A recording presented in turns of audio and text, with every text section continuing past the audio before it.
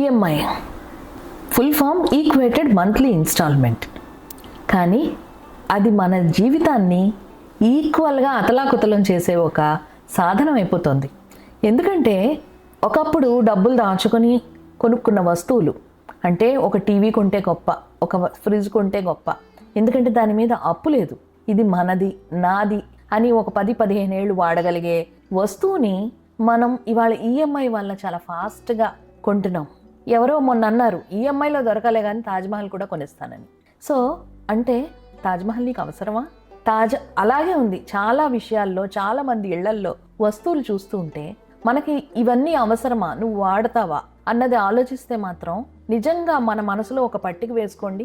మన ఇంట్లో ఉన్న ఎన్ని వస్తువులు, మనం కొనుక్కున్న ఎన్ని వస్తువులు మనం వాడుతున్నాం, అంటే బ్రాండెడ్ కోసం మనం కొనుక్కున్న ఎన్ని వస్తువులు మనం వాడుతున్నాం అని తీసుకుంటే కనుక మనం చాలా బర్డెన్ తగ్గి ఉంటామేమో అనిపిస్తోంది. ఇల్లు అవసరమే, కానీ 3-4 ఇళ్ళు అవసరాలు కాదు.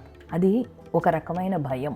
ఆ భయాన్ని మనం ఎంత తగ్గించుకుంటే ఎక్కడ పెట్టాలో తెలియదండి, అందుకే కొనేస్తున్నాం అంటారు. కానీ ఆ కొనడంలో మనం ఎప్రిషియేషన్ ఉన్న ఎసెట్ని కొంటున్నామా, లేదా డిప్రిసియేషన్ అంటే తరుగుదల వాల్యూ ఉన్న ఒక డిష్ వాషర్ కానీ లేకపోతే ఫ్రిడ్జ్ కానీ ఇలాంటి వాటిని కొంటున్నామా అన్నది ఆలోచిస్తే మనం నిజంగా మన జీవితాల్ని ఈఎంఐకి తాకట్టు పెట్టం. ఏమంటారు?